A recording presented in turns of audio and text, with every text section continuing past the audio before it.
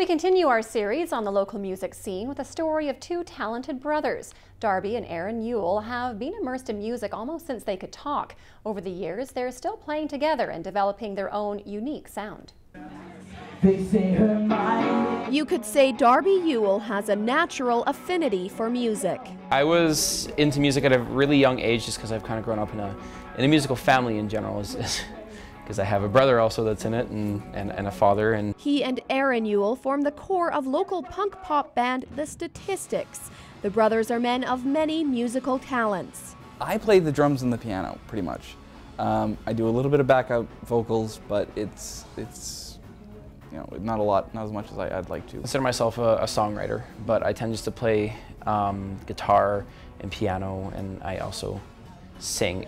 Their sound can be described as energetic and hard-edged, mixed with deep emotional lyrics, the product of Darby's creative mind.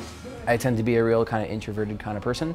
I spend most of my nights sitting in my rooms actually songwriting and that kind of stuff. And so it just kind of comes out that way. You can write songs and you can imitate others, but until you hit your sound, it doesn't ever sound quite right. Their musical inspiration comes from a plethora of artists. I've always been really, I guess I've always really wanted to write about angst and isolation and things like that. And I know it sounds a little bit depressing. It tends to be a little bit more inspired by Matthew Good and Dave Grohl from the Foo Fighters and Billy Joe Armstrong from Green Day. I really love Blink-182. Their drummer Travis Barker is, I think, one of the best in the world right now. I really like Green Day. I really like Pink Floyd.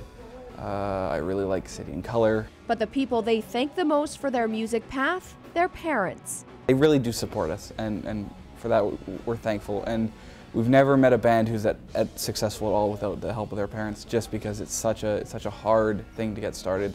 It's like starting a business. Revolving your life around a band can be a tough path, but both brothers know their lives are meant for music and love every minute of it. Knowing that you would do nothing else even if you weren't being paid for it. And that's the way I feel about music. And anybody who's seen me play drums knows I get this really big, stupid smile on my face the whole time. Honestly, all I've really ever wanted to do is just touch people with my music. In March, The Statistics released their first album, The Boy Who Would Be King, available on iTunes and Bandcamp. Aileen Machel, CKPG News.